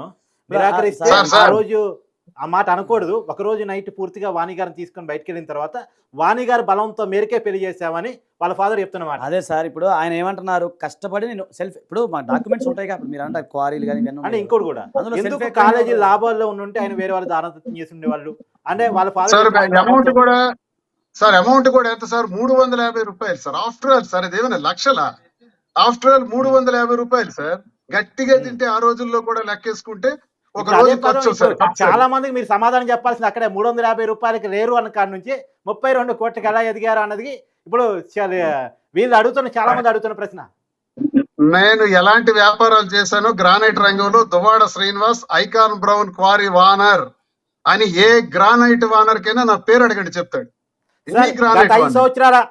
సంవత్సరాలు జగన్మోహన్ రెడ్డి గారి పరిపాలనలో మీరు ఎంత సంపాదించుకున్నారంటే ఏం చెప్తారు? నేను లంచం తీసుకున్నా, అవినీతి చేసినా, భూ కబ్జాలు చేసున్నా, అధికార దుర్వినియోగం చేసిన అధికార పార్టీ తెలుగుదేశం. నిరూపించమనండి. అచ్చెన్నాయుడు అందులో నిరూపించమనండి సార్. అత్యర్థి కూడా, మంత్రి కూడా. ఎలక్షన్ నిరూపించమనండి. సార్, ఎలక్షన్ నా మీద నిరూపించడానికి శక్తి లేకనే ఈ అంశాన్ని, కుటుంబ అంశాన్ని తీసుకొని గట్టిగా అధికార పార్టీ సపోర్ట్ చేస్తుంది ఉమ్. వాణికి. వాణి సార్, ఇప్పుడు భర్త పోటీ చేసేటప్పుడు సైకిల్ గుర్తు కోటేయించింది. వాణి తండ్రి కూడా సైకిల్ గుర్తు కోటేయించారు. ఇక్కడ వాళ్ళు ఏ తెలుగుదేశం పార్టీలో ఉన్నారు? గెలవడానికి కృషి చేశారు. వైసీపీలో ఉన్నారా, టీడీపీలో ఉన్నారా అని మీ అంచనా? వైసీపీ అని చెబుతారు, టీడీపీకి ఎన్నికల్లో సపోర్ట్ చేశారు. మీరు ఎవరికైనా టెక్కల్లో ఎంక్వైరీ చేయండి. రాఘవరావు మొన్న 24 మే నెల 13న జరిగిన ఎన్నికల్లో ఏ పార్టీకి చేశాడు, వాణి ఎవరికి చేశారని అడగండి సార్, అడిగి తెలుసుకోండి. సార్, ఇంకోటి లాయర్ గారు మీరు చెప్పాలి. ఇప్పుడు అడల్టరీ సంబంధాలు చర్చకు వచ్చింది. అడల్టరీ సంబంధాలు అనేది విడాకులు ఇవ్వకుండా, అడల్టరీ సంబంధాలు అంటే సరే వివాహేతర సంబంధాలకు ఓ డెఫినేషన్ ఇచ్చే క్రమం సుప్రీంకోర్టు చెప్తే చెప్పొచ్చు కాక, కానీ కుటుంబాన్ని వదిలేసి, పిల్లలను వదిలేసి, భార్యను వదిలేసి వేరే వాళ్ళతో సహజీవనాలు చేయమని రిలేషన్స్ పెట్టుకొని ఏ ఓటు చెప్పదు. నేను చెప్పను, మీరు చెప్పండి. ఎవరు చెప్తారు సార్? కానీ ఎవరు చెప్పరు కదా. ఇక్కడ ఈ సంఘటనలో అంటే ఇప్పుడు మీరు ఖండించవచ్చు, కొంత అడల్టరీ సంబంధం కాదని ఇప్పుడు చెప్పొచ్చు, కానీ ఈ సంబంధం ఈ పేరు చేసుకొచ్చింది తను మీ క్లయింట్. కాదు సార్, మళ్ళీ చెప్తాను, మళ్ళీ క్లారిఫికేషన్ చెప్పండి. ఇప్పుడు ఆయన చెప్పింది చెప్తే ఒకసారి మనం గమనించాలి. ఒక వ్యక్తి యొక్క మానసిక స్థితి అనేది చూసుకోవాలి. ఇప్పుడు ఎలా ఉంటుందంటే ఆమెకి సరైన అవగాహన లేనప్పుడు వాళ్ళు అడిగిన ప్రశ్నల్లో ఒక మాట అనుండొచ్చు, నీకు కాదంటలేదు. ఇప్పుడు ఏదైనా రుజువు చేయాలి. ఇప్పుడు మనం లీగల్ అంశాలకు వద్దాం. మీరు చెప్పేది వదిలేండి సార్, మీడియా పరంగా అవన్నీ. ఒకటి సార్ ఫ్రాంక్గా చెప్తాను, మీడియాలో చెప్పిన వార్తలు చెల్లవు. ఒకటి అది కూడా చెప్తాను, అక్కడిక్కడ వస్తున్నా. అసలు అంత ఎందుకండి, పోలీస్ స్టేషన్లో ఒక అక్యూజ్డ్ చెప్పే కన్ఫెషన్ స్టేట్మెంట్ కోర్టులో చెల్లదు. అవును, నీకు తెలియదే ఉంది. మీరు అంతా అడ్వకేట్సే కదా, మా అంతా లా ఫీల్డే కదా సార్. నేను ఇప్పుడు నేనేమంటున్నానంటే ఇక్కడ ఏవైనా సరే అవి రుజువు చేయాలంటే కొన్ని అంశాలు కావాలి. అడల్టరీ అనేది రుజువు చేయాలి, చాలా క్లిష్టతరమైన అంశం అది. ఇప్పుడు ఇంకొకటి, ఇప్పుడు సార్ చెప్పినట్టు అడల్టరీ పరంగా ఆయన జరిగింది అన్నప్పుడు వాణి గారికి కొన్ని అవకాశాలు ఉన్నాయి. ఆయన దూరం ఇదే బేస్ మీద చేసుకోవచ్చు, ఆమె డైవర్స్కి వెళ్ళిపోవచ్చు. ఇక్కడ నుంచి మాధురి గారు చెప్పిన అడల్టరీ సంబంధం అనే దాన్ని దువ్వాడ శ్రీనివాస్ గారు ఖండిస్తున్నారు, మాధురి గారి తరపున ఆయరు ఖండిస్తున్నారు. ఆ మానసిక స్థితి బాగా లేక చెప్పింది అనేది వాళ్ళు చెప్తున్నారు. అంటే మాధురి గారు ఇక్కడ అబద్ధం చెప్పారు. రెండోది, తను కావాలనే సూసైడ్ అటెంప్ట్ చేశాను అన్నదాన్ని శ్రీనివాస్ గారు ఖండిస్తున్నారు, లాయర్ గారు ఖండిస్తున్నారు. అది కూడా మాధురి గారు మానసిక పరిస్థితి బాగలేక అబద్ధం చెప్పారు అని వాళ్ళు చెప్తా ఉన్నారు. ఈ రెండు అబద్ధం కాదు, ఇక్కడ అబద్ధం అనే పదం రాదు. చెప్పండి శ్రీనివాస్ గారు చెప్పండి. సార్ ఖండించట్లేదు.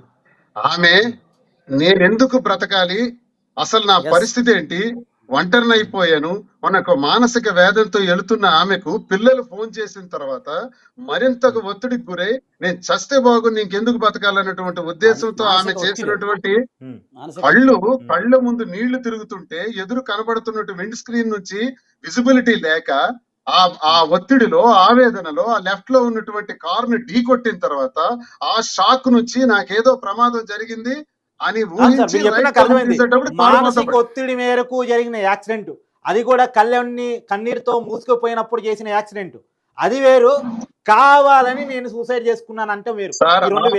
ఆమెకి సూసైడల్ టెండెన్సీ ఉంది, నాతో అంటుంటది ఉంది కాబట్టే ఒకసారి అటెంప్ట్ చేసింది నా ముందే, రెండోసారి కూడా ఆమె ప్రయత్నంతో ఉంది, నాకు తెలుసు. ఇప్పుడు హాస్పిటల్లో ఉన్న ఆమెతో మాట్లాడే ప్రయత్నం చేశారా మీరు?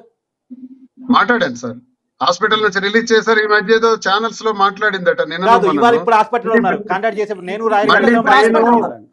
బ్రెయిన్ లో ఏదో ప్రాబ్లం అయిందంట. ఇప్పుడు మళ్ళీ ప్రాబ్లం వచ్చిందంట, మళ్ళీ ప్రాబ్లం వచ్చింది, బ్రెయిన్ లో నొప్పి వస్తుందంట, అందుకే మళ్ళీ ట్రీట్మెంట్ లో ఉన్నారు సార్. బిల్లులు కూడా దువ్వాడ శ్రీనివాస్ గారు చెల్లిస్తున్నారు అనే దానికి కూడా క్లారిటీ ఇస్తారా? నేను ఎందుకు చెల్లించాలి సార్, ఆవిడ దగ్గర డబ్బులు ఇన్సూరెన్స్ ఉంటుంది సార్, నేనే బాకీ కాదు. ఇది కూడా మాధురి గారు చెప్పిన మాటే, నేను ఒక్కరి కూడా క్లారిటీ క్లియర్ చేసింది లేదు అన్ని మాధురి గారు స్టేట్మెంట్. మళ్ళీ రేపు తీసుకుందాం లైన్ లోకి వస్తున్నప్పుడు మీ అన్ని మీరు మాధురి గారు నాకు కూడా నాలెడ్జ్ లేదు ఆ విషయం మీద. శ్రీనివాసరావు గారు ఇప్పుడు ఏంటంటే మన కార్తీక్ గారి అనేది ఏంటంటే ఆర్థిక సంబంధమైన విషయాల్లో మీరు స్పష్టంగా 90% ఆమెకి ఇచ్చే విధంగా మీరు ఉన్నారు. అలాగే ఇది ఏదైతే మీరు అనుకున్నది ఏదైతే ఉందో ఇది కోర్టులోకి వెళ్తే అంత వస్తుందండి. మీరు కూడా బీయింగ్ అని అడ్వకేట్, ఇప్పుడు ఇది మీరు మన కోర్టులో వేస్తే వాళ్ళు కనుక కంటెస్ట్గా వెళ్తే అంత పర్సెంట్ ఇస్తారా కోర్టులో? 90% ఇస్తారా సార్? సార్ నేను నా పిల్లల మీద ఉన్న శ్రీనివాస్ గారు మీ ప్రశ్న సమాధానం చెప్పే ముందు ఒకసారి అడ్వకేట్ గారు తీసుకుందాం. సహజంగా భార్య భర్తల సంబంధం డైవర్స్ కాడికి వెళ్ళింది, భర్త భరణం చెల్లించాలని పరిస్థితి ఉంది. ఏ క్యాలిక్యులేషన్స్ ఆధారంగా భరణాన్ని నిర్ధారిస్తారు, ఏ మేరకు ఇస్తారు? ఒకటండి, ఒక ప్రాక్టీసింగ్ అడ్వకేట్ గా 22 years ఎక్స్పీరియన్స్ గా మీకు చెప్తున్నాను. ప్రతిదీ కూడా వాళ్ళ ఆర్థిక స్థితిని బట్టి కోర్టు వారు నిర్ణయం తీసుకుంటారు. అది అంతే తప్ప ఆయనకు 100 కోట్లు ఉన్నాయని చెప్పి ఇంత ఇవ్వాలని ఎక్కడా లేదు. అయితే మన దేశంలో మళ్ళీ చెప్తున్నాను, సార్ కూడా తెలుసు, ఆయన బీయింగ్ అన్ అడ్వకేట్, మీకు అందరూ తెలుసు, ఒక హిందూ పురుషుడు కానీ ఒక హిందూ స్త్రీ కానీ తనకు తాను సొంతంగా సెల్ఫ్ ఎక్వైర్ ప్రాపర్టీ ఏదైతే ఉందో తనకు తాను సంపాదించిన ఆస్తి ఎవరికి హక్కు రాదు. అంటే భర్త కష్టపడి సంపాదించిన ఆస్తిలో భార్యకి హక్కు ఉండదు. సెల్ఫ్ ఎక్వైర్ ప్రాపర్టీ, అది ఎవరికైనా దారాదత్తం చేసుకోవచ్చు ఆయన. అలాంటి అవకాశాలు ఉన్నప్పటికి కూడా ఆయన 90% ఇస్తానని చెప్పి ముందుకు వచ్చారు. ఒకటి పక్కన పెడతాను, ఎగ్జాంపుల్ పెడతాను. ఇంకోటి నేను చెప్పినట్టుగానే ఒక భార్యాభర్తల మధ్య ఉన్న బంధంలో వాళ్ళు నచ్చలేనప్పుడు మెయింటెనెన్స్ అనేది ఆ యొక్క ఆర్థిక స్థితిని బట్టి కోర్టు వారు నిర్ణయం తీసుకుంటారు. ఒకవేళ కోర్టు వారు కింది కోర్టులో ఎక్కువ భరణం ఉందనుకోండి, పై కోర్టుకి అప్పీల్కి వెళ్తాం మామూలుగా. అంటే మీకు జనరల్గా జరిగింది వెళ్ళినప్పుడు కోర్టు వారు తగ్గిస్తారు, లేదా కొన్ని సందర్భాలు పెంచుతారనమాట. అలాగే భార్య కనుక సొంత ఆస్తి ఉండి ఆమెకు కూడా ఆస్తులు ఉండి ఆమెకు కూడా ఆదాయం ఉండి ఇన్కమ్ ట్యాక్స్ రిటర్న్స్ ఫైల్ చేస్తాం, సొంత ఆదాయం ఉన్నట్లయితే మెయింటెనెన్స్ రాదు. అదొకటి. ఇంకొకటి ఒక కూతురు ఎవరైతే ఉన్నారు, ఈయనకి 2 కూతురు ఉంటుంది ఖచ్చితంగా. ఇప్పుడు నేను మామూలుగా ఒక మహిళలకు సంబంధించిన పిల్లలు ఉన్నారు, ఆడపిల్లలు ఉన్నారు. ఉన్నప్పుడు ఆడపిల్లలకు పెళ్లి అయ్యేంత వరకు తండ్రి మెయింటెనెన్స్ ఇవ్వాలి. పెళ్లి అయిన తర్వాత మెయింటెనెన్స్ చెల్లించాల్సిన అవసరం లేదు. ఇక్కడ సార్ వాళ్ళ అమ్మాయికి ఒక అమ్మాయికి మ్యారేజ్ అయింది. సో ఇంకొక పాప ఉంది. ఆ పాపకు సంబంధించి ఆమె పెళ్లి అయ్యేంత వరకు కూడా నేను అదే చెప్తున్నారు, ఆమె పెళ్లి అయ్యేంత వరకు కూడా ఆమె సాధక బాధలు, ఆమె యొక్క ఎడ్యుకేషన్ ప్రతి నేనే చూసుకుంటాను. పెళ్ళైన తర్వాత బాధ్యత ఉండదు అనేది అది క్లియర్ అండి, అది చట్టంలో ఉంది. భరించాలి. అవును. ఇప్పుడు లాయర్ గారు క్లారిటీ ఇచ్చారు. సో దాదాపు ఆర్థిక పరిస్థితిని బట్టి ఇస్తారు. 50% ఇవ్వచ్చే భరణం మామూలుగా. ఇక్కడ మళ్ళీ క్లారిటీ ఇస్తున్నాను. భారతదేశంలో ఇంతని భరణం అనేది లేదండి. ఇంత ఇవ్వాలని అయితే అవుట్ ఆఫ్ కోర్ట్ సెటిల్మెంట్ చేసుకోమని చెప్తారు. విదేశాల్లో ఒక ఎగ్జాంపుల్ సార్కి మాట చెప్తాను. విదేశాల్లో బిల్ గేట్స్ ఉన్నాడు. అంటే అమెరికాలో ఏమవుతుందంటే భార్యాభర్తలు విడిపోయేటప్పుడు 50% ఇవ్వాలి భార్యకి. అది పక్కా, అది రియల్. మీకు బిల్ గేట్స్ గారు ఉన్నారు, ఆయన తన భార్యకి విడాకులు తీసుకున్నాడు. ఈ డ్యూ టు ఆర్డర్ గ్రౌండ్ తీసుకున్నప్పుడు అక్కడ కోర్టు వారు 50% ఇవ్వడం జరిగింది. మీరంతా ఇక్కడ 90% ఇస్తున్నాడు ఆయన. సార్ మీ నోటితో చెప్పండి. ఆయన చెప్తారు. శ్రీనివాసరావు గారు చెప్పండి సార్. మీరు 90% ఇస్తున్నారు కదా మీ ఆస్తి మొత్తంలో. నా ఆస్తిలో 90% ఇస్తున్నాను సార్. 10% విలువైనటువంటి ఆస్తిని మాత్రమే, 3 కోట్ల రూపాయల విలువైన ఆస్తిని మాత్రమే నాతో ఉంచుతాను. అది నేను ట్రాన్స్ఫర్ చేయను అని చెప్పాను సార్. ఇప్పుడు ఏంటి మరి ఇక వివాదం 90% ఇస్తున్నప్పుడు ముగిసినట్టేనా ఏంటి పరిస్థితి? మేము కబురు పెట్టాము, ఇంకా అటు నుంచి మాకు స్పందన రాలేదు సార్. మా బ్రదర్ శ్రీధర్ స్పందన రాలేదు అనుకుంటున్నారు మీ అంచనా? ఆవిడ ఉద్దేశం నేను టెక్కర్లో ఉండకూడదు, ఆవిడ ఉద్దేశం నేను టెక్కర్లో ఉండకూడదు, ఎమ్మెల్సీగా ఉండకూడదు, ఇక్కడ రాజకీయాలు చేయకూడదు, అందుకే ఇల్లు కూడా నాకు ఉండకూడదు సార్. ఉద్దేశాలు వేరు సార్, ఆలోచనలు వేరు, మాట్లాడుతున్నది వేరు. సార్ శ్రీనివాసరావు గారు క్లారిటీ ఇవ్వాలి మీరు. శ్రీనివాసరావు గారు ఇక్కడ జనాభా అందరికీ, అంటే నేను కూడా కామన్ మ్యాన్గా ఒక క్లారిటీ ఇవ్వాలి. మీరు 90% ఇస్తున్నా కూడా ఆమె రాకపోవడానికి ప్రధాన కారణం మీరు ప్రజలకు తెలియజేయాలి ఫస్ట్. నాకు అర్థం కావట్లేదు సార్. 90% ఇస్తానని నాకున్న ఆస్తులన్నీ డాక్యుమెంటరీ ఎవిడెన్సెస్ విత్ డాక్యుమెంట్ పరంగా నా పేరుని ఏవైతే ప్రయత్నం చేస్తాను. రాజకీయ వారసురాలిగా కూతురుని ప్రకటించాలి. ఆ అమ్మాయి MBBS చదివి ఆ పెళ్ళైన అమ్మాయి ఎవరైతే ఉన్నారో తన్నే ప్రకటించాలి, కానీ మాధురిని ప్రొజెక్ట్ చేయకూడదు అనేది ఏమన్నా ఉందా అనేది ఒక చర్చ నడుస్తుంది. అది నిజమా కదా శ్రీనివాస్ గారు? లేదు, అలాంటివి రాలేదు మా ముందుకు, అలాంటివి రాలేదు. అయినా నా కూతురు అవుతామంటే నాకన్నా ఇష్టం ఎవరికి ఉంటుంది? నా కూతురు అవుతానంటే ఖచ్చితంగా నా కూతురు కోసం ఒళ్ళు వచ్చి గట్టిగా కష్టపడి గెలుపు కృషి చేస్తాను. ఓకే, మరి అంత సపోర్ట్ ఇస్తున్నారు కదా సార్. మీరు ఆలోచించి 90% అది మీరు మీడియా వాళ్ళు మీరు తేల్చాలి. మీరు ఫోన్ చేయాలి, మీరు కూడా ఆన్లైన్ మాట్లాడాలి. సార్ చెప్పిన ఆయన క్లారిటీ చెప్తున్నాడు, దీనికి ఎండ్ చేద్దాం, దీన్ని ముగిద్దాం, జరిగింది ఏదో జరిగిపోయింది, 8 days గురించి వద్దు, అవి బ్లాక్ డేస్. ఇప్పుడు ఈ రోజు ఇండిపెండెన్స్ డే, మనకి ఇండిపెండెన్స్ రావాలి, స్వతంత్రం రావాలి, శ్రీనివాస్ గారికి ఇండిపెండెన్స్ రావాలి అని చెప్పి కోరుకున్నాం కదా. మీరు కూడా ఇండిపెండెన్స్ వచ్చిందా?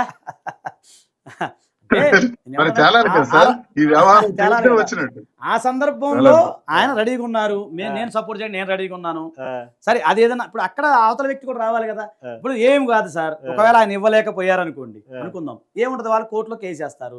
కేసు చేయాలంటే ఎన్ని సంవత్సరాలు పడుతుంది? ఆయన అడ్వకేట్ గా, మీరు లా చదివిన వ్యక్తి, మీకు నేను లా, ఆయన అందరూ తెలిసిన విషయాలే. కోర్టులో వెళ్తే ఎన్ని రోజులు పడుతుంది మీరు చెప్పండి సార్. నేను మిమ్మల్ని క్వశ్చన్ చేస్తాను, ఎన్ని రోజులు పడుతుంది కేసు? సంవత్సరాలు పట్టింది, రోజులు కాదు కదా, అందరూ మర్చిపోతాం కదా. అది అప్పటికి 90% ఇస్తా కోర్టు, 90% ఇస్తా. ఎక్కడ 90% అది క్లియర్. నేను అందుకే 50 years మీకు తెలియదు ఏముంది సార్. సో 90% ఎంత వస్తుంది ఆమెకి? సార్ మీరు 50% వచ్చినా ఆయన మంచిదే, 50% ఆయన సేవ్ అవుతాయి కదా. అయినప్పుడు కూడా అన్ని అవకాశాలు ఉండి కోర్టుకు వెళ్ళదు, కోర్టుకు వెళ్తే టైం వేస్ట్, డబ్బులు వేస్ట్, మానసిక ఒత్తిడి ఇవన్నీ వద్దు. నీకు మంచిగా పిలిచి మేము 90% మీకు ఇస్తాము. ఒకవేళ మీ అమ్మాయి గనక రెడీగా రేపు గనక ఎలక్షన్ మేము పోటీ చేస్తే నేను సపోర్ట్ చేస్తాను, నేను ఒళ్ళు వంచి కష్టపడి అమ్మాయిని నేను నా రాజకీయ ప్రస్థానానికి తీసుకొస్తానని చెప్పి ఆయన ఎంత గట్టిగా చెప్తున్నప్పుడు దానికి ఒక జర్నలిస్ట్ గా మీరు ఏమంటారు చెప్పండి. నేను కామన్ మ్యాన్ గా మిమ్మల్ని అడుగుతాను. ఇప్పటి వరకు ఉన్న చిన్న కంక్లూజన్ దాన్ని కూడా శ్రీనివాస్ గారు క్లారిటీ చేయండి. యాక్చువల్ గా మాధురి గారు మాత్రమే రాజకీయంగా వారసులారు, ఆమెను ప్రొజెక్ట్ చేస్తున్నారు, అందుకనే టక్కలి గొడవంతా అసలు ఇష్యూ స్టార్టింగ్ అక్కడ. కానీ కూతురు వచ్చిన నేను సపోర్ట్ చేస్తాను ఒక్క వాణి గారికి తప్ప అని అంటున్నారు శ్రీనివాస్ గారు. ఏం సార్ ఇది మీ నోటితో ఒకసారి క్లియర్, అది రికార్డ్ అవుతుంది కదా సార్. కూతురు రాజకీయాల్లోకి వస్తే ఖచ్చితంగా నా మద్దతు కూతురికి చేస్తాను సార్. ఓకే సరే సార్, ఇది రికార్డ్ చేసుకోండి. రికార్డెడ్ అంతా అదే రికార్డ్ అంటున్నా, మళ్ళీ ఇప్పుడు కాదు భవిష్యత్తులో అంటే నేను మీకు సపోర్ట్ చేస్తా. ఒకవేళ సార్ మాట తప్పితే నేను మీకు సపోర్ట్ చేస్తా. ఓకేనా? ఇది క్లియర్ డీల్. అది క్లియర్ గా నేను కాదు, మీరు క్లియర్ ఉన్నారా? నేను క్లియర్ గా ఉన్నా. నేను డీల్ ఓకే, నేను చాలా క్లియర్ గా ఉన్నాను. అందుకే శ్రీనివాసరావు గారు ఎక్కడ లేని క్లారిటీని మనం టీవీ ఆయన ఇచ్చారు. సార్ వాళ్ళ కూతురు గనక రాజకీయాల్లోకి వస్తానంటే అంటే అక్కడ గొడవ ఉందని కొంతమంది అంటున్నారు కాబట్టి ఆ చర్చ నేను తీసుకుంటాను. ఒకటి సార్, కార్తీక్ గారు మీరు మంచి మిత్రులు, మన జర్నలిస్ట్ గా లాయర్ గా పక్కన పెట్టండి, ఆయన మంచి గురువు గారు. నేను ఏమంటున్నా, ఇక్కడ దాబరకం ఏం లేదు, క్రిస్టల్ క్లియర్ గా ఆయన ఏమంటున్నారు, నా రాజకీయ జీవితం అవసరమైతే నేను నాను దార పోసి నేను ఒక కొవ్వొత్తులా కరిగిపోతూ నా కూతురు జీవితాన్ని నేను వెలిగిస్తా. అది 2 సార్లు మీరు నక్కి ఒక్కానిచ్చారు. అవును క్లియరా? ఎందుకంటే దువ్వాడ శ్రీనివాసరావు గారితో కూడా మీతో ఏ రకమైన కొన్ని సంవత్సరాలు అవును సార్తో కూడా అందరం ఒక గూటి పక్షులమే. నేనేమంటున్నా, ఈ విషయంలో సారు మాట తప్పితే, సార్ గురుగారు శ్రీనివాసరావు గారు మీరు వినాలి, సార్ మాట తప్పితే నేను కార్తీక్ గారే సపోర్ట్ చేస్తాను. నేను తీసుకుంటాను.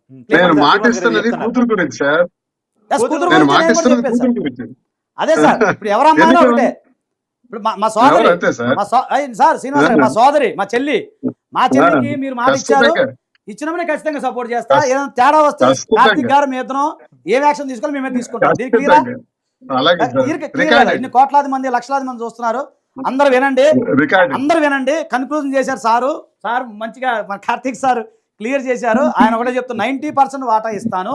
అలాగే మా చెల్లి ఎవరైతే రాజకీయాల్లో వస్తారో సార్ గనక మాట తప్పితే, మా గురువు గారు శ్రీనివాసరావు గారు మాట తప్పితే మేము మా చెల్లి తరపున ఉంటాం, ఈయన ఉంటారు, నేను ఉంటాం, ఇద్దరం ఉంటాం, ఖచ్చితంగా సపోర్ట్ చేస్తాం.